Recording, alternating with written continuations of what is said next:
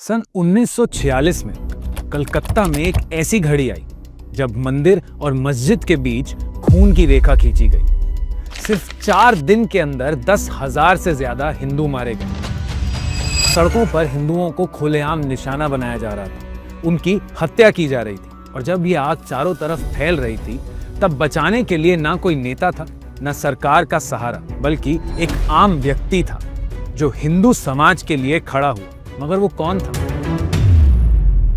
1946 में जब भारत आजादी से कुछ कदम दूर था, तब कांग्रेस एकजुट भारत चाहता था और वहीं मुस्लिम लीग मुसलमानों के लिए एक अलग राज्य यानी पाकिस्तान की मांग कर रहा था। फिर 16 अगस्त को मोहम्मद अली जिन्ना ने घोषणा कर दी डायरेक्ट एक्शन डे और उसके साथ एक संदेश भेजा कि मुसलमान भाइयों, अब बातों से कुछ नहीं होगा, सड़कों पर उतरो, हिंदुओं का खून बहाओ, दंगा करके अपना पाकिस्तान लो। और बाद में हर गली में उनका नारा गूंजा, लड़के लेंगे पाकिस्तान, रहेगा हिंदुस्तान।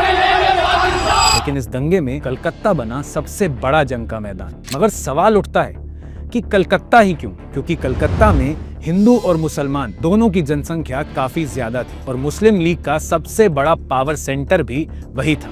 और इस ताकत को और बढ़ावा दिया उस समय के मुख्यमंत्री हुसैन शाहिद सुहरावर्दी ने, जो खुद मुस्लिम लीग से जुड़े थे। उनके राज ने पुलिस और सरकारी सिस्टम को कोलैप्स करवा दिया। यही वजह थी कि दंगे भड़कते रहे, मंदिर के बाहर लोग मारे जा रहे थे, सड़कों पर हिंदुओं की हत्या की जा रही थी, उनके घर जले, उनके बच्चे मरे और महिलाओं के साथ अत्याचार हुआ।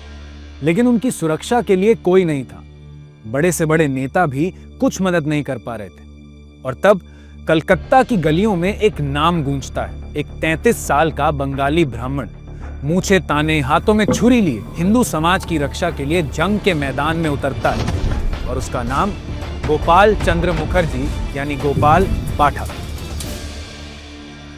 गोपाल पाठा कोई नेता नहीं था, ना कोई बड़ा आदमी, बस एक आम कसाई था जो बाजार में मांस बेचता था। लेकिन जब उसने देखा कि उसके हिंदू भाई बहनों को मारा जा रहा है, तब उसने फैसला किया कि अब उसकी छुरी बकरी काटने के लिए नहीं, बल्कि हिंदू समाज को बचाने के लिए उठेगी। और फिर उसने अपने दोस्तों और नौजवानों को इकट्ठा करना शुरू किया और भारत जातीय वाहिनी, जो पहले उसकी एक सहायता सेवा संगठन थी, उसको रक्षा की सेना में बदल दिया। ऐसी सेना जो हिंदू समाज का बचाव करेगी। कई मारवाड़ी व्यापारियों ने इस हिंदू सेना को हथियार बनवाने के लिए और राशन के लिए पैसे देकर मदद की। और इस सेना के हथियार बने लाठी, कुल्हाड़ी और छुरी। गोपाल ने अपनी सेना को सीधा संदेश दिया कि अगर हमारा एक हिंदू भाई मरेगा तो बदले में 10 अत्याचारी मुसलमानों को मारेंगे। और फिर 17 अगस्त की रात को जब शहर फिर से आग से जल रहा था और दंगइयों ने फिर से आक्रमण छेड़ दिया, तब गोपाल पाठा और उसकी सेना ने सड़कों पर कदम रखा। वो रात एक पलटवार की रात थी। अत्याचारी मुसलमानों को उसी रात कड़ा और मुंह तोड़ जवाब मिला। अब इसी वजह से पासे पलटने शुरू हो गए, क्योंकि जिन्ना के ख्याली पुलाव का ढांचा हिल गया। कलकत्ता अब आसानी से हाथ में नहीं आने वाला था और अत्याचारी मुसलमानों की वजह से जो लोग डर के मारे चुप थे, उन्होंने भी हिम्मत पकड़नी शुरू की।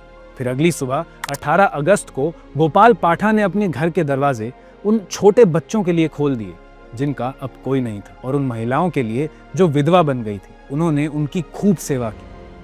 फिर इसी दौरान गोपाल पाठा गांधी जी से मिलने गए। तब गांधी जी ने गोपाल से कहा कि गोपाल जी, अहिंसा का रास्ता चुनिए, ये हथियार छोड़ दीजिए।